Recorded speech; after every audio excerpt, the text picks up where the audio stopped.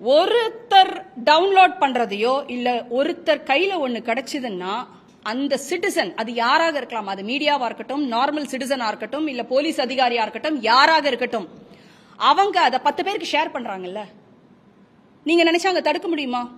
Chances இருக்கே. அப்ப யாரோட மனநிலை அங்க சரியில்லை? நான் எல்லாரையும் தான் கேட்கிறேன், நான் மீடியாவையும் தான் கேட்கிறேன், பப்ளிக்கையும் தான் கேட்கிறேன், ஆர் பொறுப்புள்ள அதிகாரம் இருக்கிற ஒரு டிபார்ட்மெண்ட்ல இருக்கிற அத்தனை பேரையும் தான் நான் கேட்கிறேன். ஒரு வீடியோ வந்தா டக்குன்னு அப்படிங்கிறதுக்குள்ள இப்படி ஒரு பட்டன் அமுத்தினா 100 பேருக்கு போகுது. நம்ம அனுப்புறது உண்மையா, கரெக்டா, நல்ல விஷயத்தை அனுப்புனா பிரச்சனை இல்லை. இது இதெல்லாம் இந்த மாதிரி இஷ்யூஸ்லாம் வந்துட்டு சென்சிட்டிவான இஷ்யூஸ். ஒரு பெண்ணினுடைய மானம், குடும்பம் சம்பந்தப்பட்டதெல்லாம் ரொம்ப சென்சிட்டிவான இஷ்யூஸ். இதெல்லாம் நீங்க ஃபார்வர்ட் பண்றதுக்கு முன்னாடியோ லீக் பண்றதுக்கு முன்னாடியோ யோசிக்கணும் ஐயா. எவ்வளவு நியூஸ் வருது, ஏன் மனசு கஷ்டமா இருக்கு. என்ன மாதிரி எத்தனை பேர் வந்து பேசுறதுக்கு தைரியம் இருக்கும்னு நினைக்கிறீங்க? உங்களை பார்த்தா பயந்து தான் ஓடுவாங்க. நாளைக்கு அதான் சொல்றேனே, அண்ணா யூனிவர்சிட்டி இஷ்யூ வந்துட்டு எப்படியோ வெளியே வந்துச்சு. ஒவ்வொரு கட்சிக்காரங்களும் ஒவ்வொருத்தரும் வந்துட்டு அவங்க ஏதோ ஒரு வாய்ஸ் கொடுத்தாங்க.